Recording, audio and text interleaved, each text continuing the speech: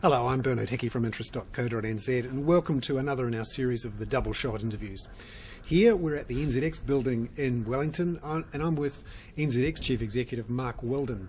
And we're going to talk about tax reform and the sorts of investment choices New Zealanders have at the moment and whether we can change those at all. Mark, could you give us an idea of what you think needs to change in our tax system? A lot, and the short answer is a lot needs to change. It's starting out, it's broken, it's higgledy-piggledy, it's incoherent. People will do the same thing and be taxed differently depending on whether they do it as an individual, whether they do it locally or domestically through a trust. So it encourages all sorts of tax avoidance behaviour. The incentives in the system are so strong towards certain activities, rental property being prime amongst them, that investment in New Zealand tends to be driven more by where you get the biggest tax deduction rather than where you get the biggest economic return. And that's terrible for the productive sector and for productivity generally. And the tax system is not particularly equitable right now. The very wealthy can find their way out of it. The PAYE earners can't. The final thing is, hey, we're a country with a lot of people who leave and a lot of companies that are on the precipice of doing so. We tax companies and people pretty highly. Land is here, it's stuck, and we tax that at around a zero. So we're quite inverted in terms of how you might want to design a tax system to look. So what do you think about a land tax? Well, I think the two criteria I would put on any tax is, one, it has to make things fairer or not less fair, and two, it has to drive productivity outcomes for the country. And I think a land tax does both of those things, actually. A land tax from the fairness perspective is progressive. So a house in Oriental Bay or Parnell is a smaller proportion of the value than a house in Porirua or Manukau City. In other words, land appreciates more steeply in rich areas. So on the margin, it is progressive. It taxes the wealthy more than the less wealthy, and it also taxes property owners who tend to be wealthy less than more than renters. So it hits the fairness criteria. It's extremely easy to collect. It's very efficient. It sets a tone around land being an asset that you gather revenues from. It broadens the base quite substantially. And I think the final thing that you can't underestimate is that the signalling factor that the government would put out here might actually be stronger than the tax factor. When you look at markets and they go boom down or whack up, it's because confidence takes a hold one way or the other. We saw in the last 9 years, sometimes when the Labour government became quite interventionist, capital markets reacted really negatively because that fear of what might happen. I think if the government puts in even a very small land tax, 0.1%, 0.2%, it's building in a real option for itself for a greater hike at some point down the line. And I think that settles the property market to a stable level, which we need to see.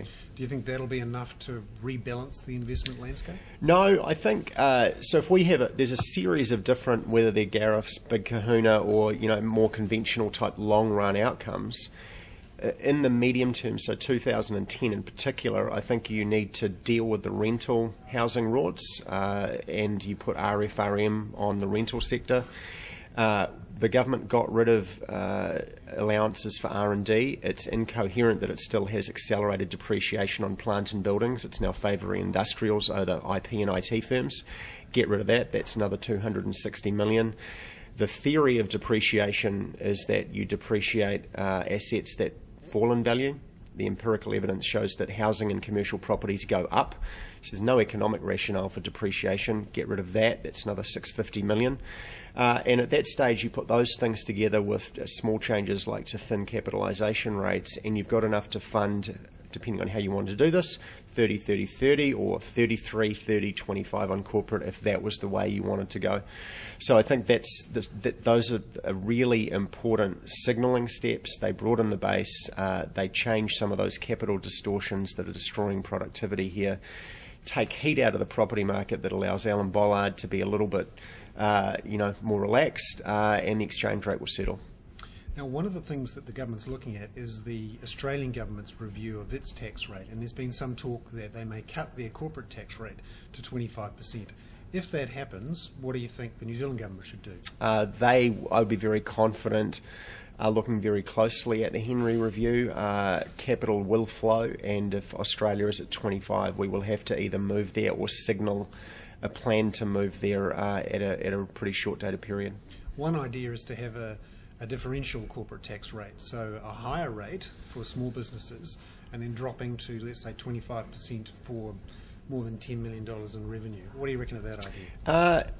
Look, I think there's some attractiveness in it, in the sense that as soon as your corporate rate gets too different from your personal rate, at the moment you've got 30 and 38, you'll get people restructure themselves into companies. So you look at the data and it'll show you 400,000 new companies started in the last couple of years. Well, in reality, they're just people incorporating.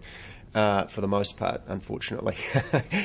So when that differential gets too big, you do have that type of behaviour. So yeah, that's one way of doing it. Maybe make it $3 million revenue and charge the personal rate up to $3 million and then the corporate rate above that. But it really depends how concerned you are about those sort of tax arbitrages, or if the main game is actually just getting the corporate line in place. You're up close and personal with the government on this. You're on the tax working group, on the capital markets task force. You've spoken to John Key and Bill English a lot. How confident are you they're actually going to do anything substantial after these recommendations? I think this year for the government and for the economy has been about confidence, about setting a tone, about fixing the worst things that were there, and about, I think, carefully considering what the long-term structural options are. I'd be very confident that they do some pretty meaningful things next year. My personal view is that you don't need to, the government doesn't need to prove itself by positioning itself in any particular ideological framework.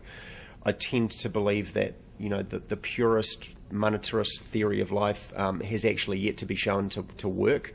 I think there are some pragmatic things that you can do without stripping everything down to its bones. So I'd like to see some really big direction of travel commitments, such as a package I talked about before, that moves to tax property and real estate, that moves to broaden the base materially in capital markets, that moves to get rid of the rorts and what I would call the unlisted public sector. That's the bizarre situation where Hanover right now essentially is opted out of regulation and there's no regulator. So there are some really bizarre things happening in the capital market world, and I would think in tax and capital markets you will see some pretty meaningful change. There we have it, our double shot interview with Mark Weldon from the NZX. I'm Bernard Hickey for interest.co.nz.